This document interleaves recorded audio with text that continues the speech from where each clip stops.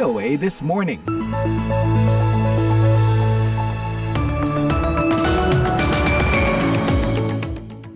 Halo, selamat pagi pendengar. VOA This Morning kembali mengudara untuk Anda. Selamat berjumpa lagi dengan saya Leona Triyono dalam siaran edisi Rabu 11 September. Saya ulangi, Rabu ya. Ya, Rabu 11 September 2024. Kali ini saya didampingi oleh produser Bani Rahayu dan teknisi Nelson Lopez. Siaran ini dipancarkan langsung dari Studio 17 VOA di pusat kota Washington DC. Berbagai laporan terkini dan informasi menarik lainnya telah kami siapkan untuk Anda. Di antaranya, Kamala Harris dan Donald Trump segera berhadapan langsung untuk debat penting. To some extent, the debates give the two candidates a pass because they can state the things they want to do, their aspirations. Jokowi siap berkantor di IKN jelang purna tugas.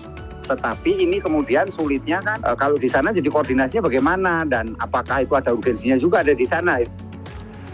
Pendengar, Anda juga bisa menyimak siaran ini melalui streaming langsung atau tunda di www.voaindonesia.com atau melalui podcast VOA This Morning. Kini segera mulai dengan berita dunia bersama Nur Hadi Sucahyo.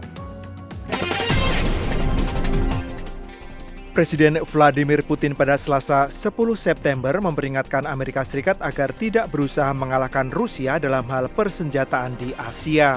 Peringatan itu disampaikan bersamaan dengan latihan bersama antara kapal perang Rusia dan Tiongkok sebagai bagian dari latihan angkatan laut terbesar Rusia sejak era Uni Soviet. Latihan perang ini juga akan memadukan pelajaran yang sudah dipetik dari operasi militer khusus Rusia di Ukraina. За последние 3 десятилетия мы впервые проводим столь масштабные учения на море. Они одновременно... Untuk pertama kalinya dalam 3 dekade terakhir, kita menggelar latihan dalam skala sebesar ini di laut. Latihan ini akan digelar berkesinambungan di perairan Pasifik dan Laut Arktik, Laut Tengah, Laut Kaspia, dan Laut Baltik. Latihan ini melibatkan pasukan angkatan laut, unit-unit jarak jauh, dan angkutan udara militer. Kapal-kapal dan pesawat terbang dari Tentara Pembebasan Rakyat Tiongkok juga akan berpartisipasi dalam latihan praktis ini. Perwakilan dari 15 negara telah diundang sebagai pemantau, kata Putin pada Selasa. Putin mengatakan Rusia harus bersiap untuk perkembangan apapun dan harus terus memperkuat pasukan angkatan lautnya, termasuk komponen nuklir mereka dalam menghadapi apa yang dia gambarkan sebagai perlombaan senjata yang didorong oleh Washington. Para anggota partai dari mantan Perdana Menteri Pakistan, Imran Khan, tiba di sebuah pengadilan di Islamabad setelah sejumlah anggota parlemen ditahan dalam sebuah penangkapan pada tengah malam. Penangkapan dilakukan setelah aksi demonstrasi besar di ibu kota negara itu untuk menuntut pembebasan Imran Khan. Pihak partai dan kepolisian menyatakan hal itu pada Selasa. Seorang juru bicara kepolisian mengonfirmasi penahanan dari 4 individu tetapi tidak memberikan detail dakwaan. Ketua partai, Gohar Khan, termasuk di antara mereka yang ditahan tetapi kemudian dibebaskan.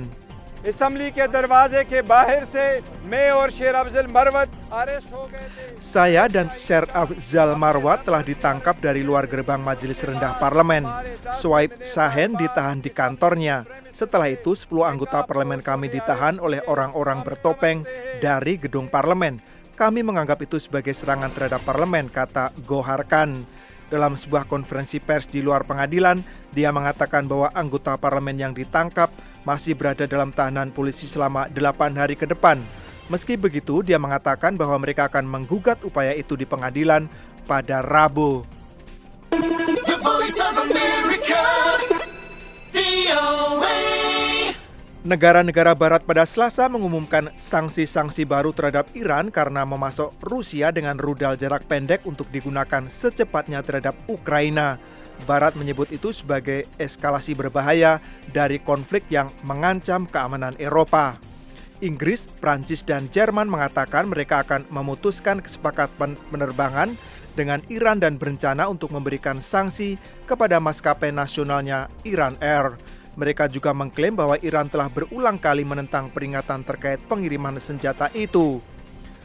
Di London, Menteri Luar Negeri Amerika Serikat Antony Blinken yang sedang berkunjung mengatakan bahwa Amerika Serikat juga akan menerapkan sanksi-sanksi terhadap Iran dan bahwa Rusia bisa menggunakan rudal-rudal dari Iran terhadap Ukraina dalam beberapa pekan. Puluhan personel militer Rusia telah dilatih di Iran menggunakan rudal FET-360 yang memiliki jarak jangkau 120 km, tambah Blinken. Warga Yordania memberikan suara pada Selasa dalam pemilihan parlemen yang dibayangi oleh perang Gaza dan kekhawatiran atas kemerosotan pariwisata, sektor yang vital bagi ekonomi kerajaan tersebut. Ini adalah pemungutan suara pertama sejak reformasi pada 2022 yang menaikkan jumlah kursi di DPR, menyediakan lebih banyak kursi untuk perempuan, dan menurunkan usia minimum bagi kandidat. Meskipun ada upaya untuk memodernisasi badan legislatif ini, para pemilih dan kandidat mengatakan perang di jalur Gaza mendominasi pemilihan umum. Setelah pemungutan suara, Perdana Menteri Bisher Kassawneh mengatakan dia berharap jumlah pemilih tidak akan terpengaruh oleh agresi brutal Israel ini. Ketua Komisi Pemilihan Umum Independen Musa Maitah mengatakan dalam sebuah konferensi pers bahwa dia memperkirakan jumlah pemilih akan berada di sekitar rata-rata pemilihan sebelumnya pada 2020 dan 2016 ketika jumlahnya sekitar 30%. Tempat pemungutan suara ditutup pukul 7 malam dengan otoritas pemilu mengumumkan jumlah pemilih sekitar 32%.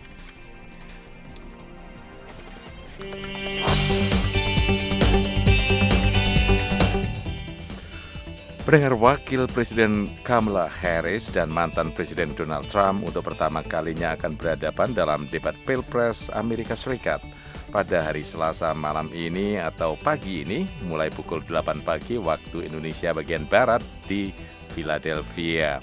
Debat ini disebut-sebut bisa menentukan siapa yang akan merebut kursi kepresidenan selanjutnya. Koresponden VOA Anita Powell melaporkan, disampaikan oleh Taris Hirsiman.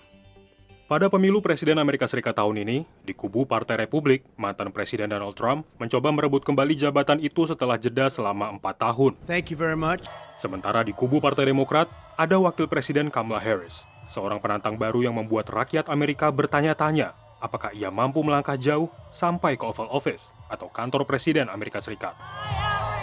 Debat presiden pada Selasa malam dengan nilai produksi tinggi, saling sindir sebelum acara, dan kandidat yang kontras terasa seperti pertarungan kelas berat. Para analis mengatakan debat ini akan lebih dari sekedar tontonan. Pasalnya, sesi debat tatap muka antara keduanya yang tengah bersaing untuk meraih suara para pemilih yang terpecah bisa menjadi penentu.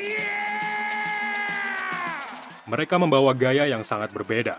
Trump telah menyinggung kecerdasan Harris dan memprediksi bahwa peluangnya untuk melawan Harris lebih baik daripada lawan debat terakhirnya, Presiden Biden. He is a smarter person than she is. Dia, Biden, adalah orang yang lebih pintar daripada Harris. Oh, mereka sedang menunggu debat. Dan inilah Harris yang sedang beristirahat sejenak dari latihan debat. Look, it's time to turn the page on the divisiveness. Saya akhirnya bisa beristirahat dari persiapan debat untuk melihat bumbu-bumbu. Ini adalah bagian terbaik dari persiapan debat sejauh ini. Ada banyak hal yang ingin saya sampaikan kepada Trump. Tapi lihat, inilah saatnya untuk menghentikan perpecahan. Inilah saatnya untuk menyatukan negara kita untuk memetakan jalan baru ke depan. Debat antara Trump dan Biden pada bulan Juni lalu menarik lebih dari 51 juta pemirsa televisi Amerika Serikat. Para analis memperkirakan angka yang sama besarnya dalam pertarungan ini berikut pertaruhan yang besar pula untuk Harris maupun Trump. Nate French mengajar komunikasi di Wake Forest University.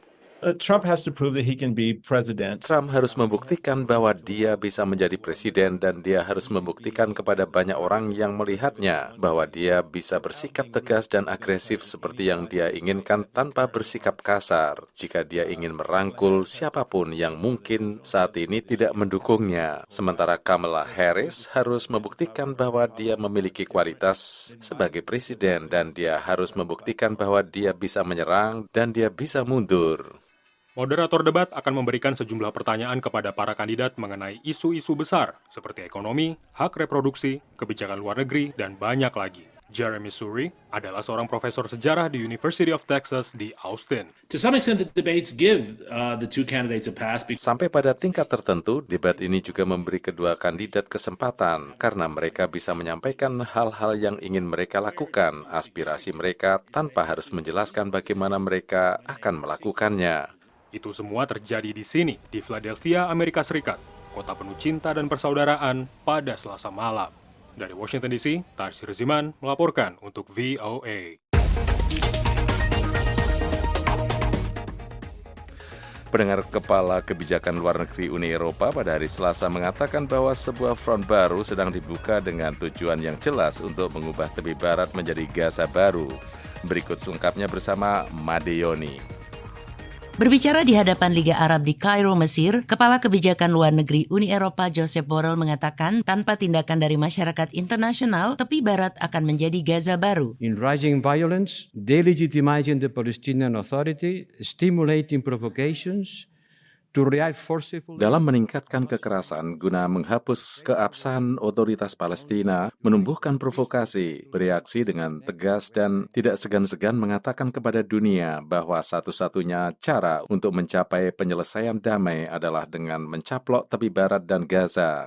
Ya, tanpa tindakan dari masyarakat internasional, tepi barat akan menjadi Gaza baru. Ia menambahkan bahwa pemerintahan Presiden Israel Benjamin Netanyahu sedang berupaya untuk menjadikannya mustahil untuk menciptakan sebuah negara Palestina pada masa depan, dan bahwa perjanjian gencatan senjata yang diprakarsai oleh Presiden Amerika Joe Biden tidak mungkin ditandatangani karena pihak-pihak yang terlibat dalam peperangan ini tidak memiliki kepentingan untuk mengakhirinya. Koordinator Kemanusiaan dan Rekonstruksi PBB untuk Gaza, Sigrid Kaag, juga berpidato di hadapan kelompok Arab tersebut dengan mengatakan bahwa pembebasan tanpa syarat bagi semua sandera dan gencatan senjata segera harus dilakukan agar bantuan kemanusiaan yang diperlukan dapat masuk ke jalur Gaza. The immediate and unconditional release of all hostages and unimpeded and continued. Pembebasan segera dan tanpa syarat semua sandera dan akses tanpa hambatan dan terus-menerus untuk memberikan bantuan dalam skala besar diperlukan di seluruh jalur Gaza. Hampir semua dari 2,3 juta penduduk Gaza telah dipaksa meninggalkan rumah mereka setidaknya 1 kali dan beberapa di antaranya harus mengungsi sebanyak 10 kali. Sementara itu, Sekjen Liga Arab Ahmed Abul Gheit menekankan tahun yang penuh kekerasan mengerikan bagi warga Palestina.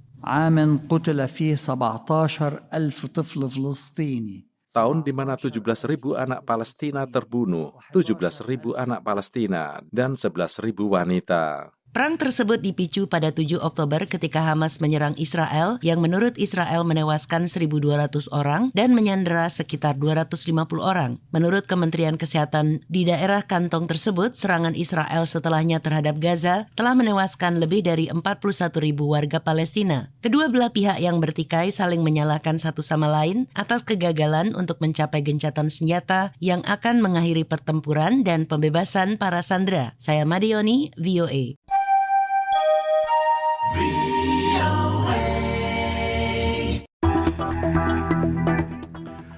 Pendengar, Presiden Joko Widodo angkat bicara terkait rencana berkantor di Ibu Kota Nusantara atau IKN yang terletak di Penajam Pasir Utara, Kalimantan Timur, 40 hari jelang lengser. Reporter VOA Gita Intan melaporkan dari Jakarta. Penangguhan pemindahan ASN ke Ibu Kota Nusantara pada awal September ini dan rencana berkantornya Presiden hingga akhir masa jabatannya di sana sempat memicu polemik. Bahkan tidak sedikit yang mempolitisasi hal itu. Padahal masalahnya sederhana, ada beberapa fasilitas utama dan pendukung yang memang belum siap. Enggak, saya muter ke semua daerah. Berarti 40 hari tidak selalu di IKN, Pak? Enggak.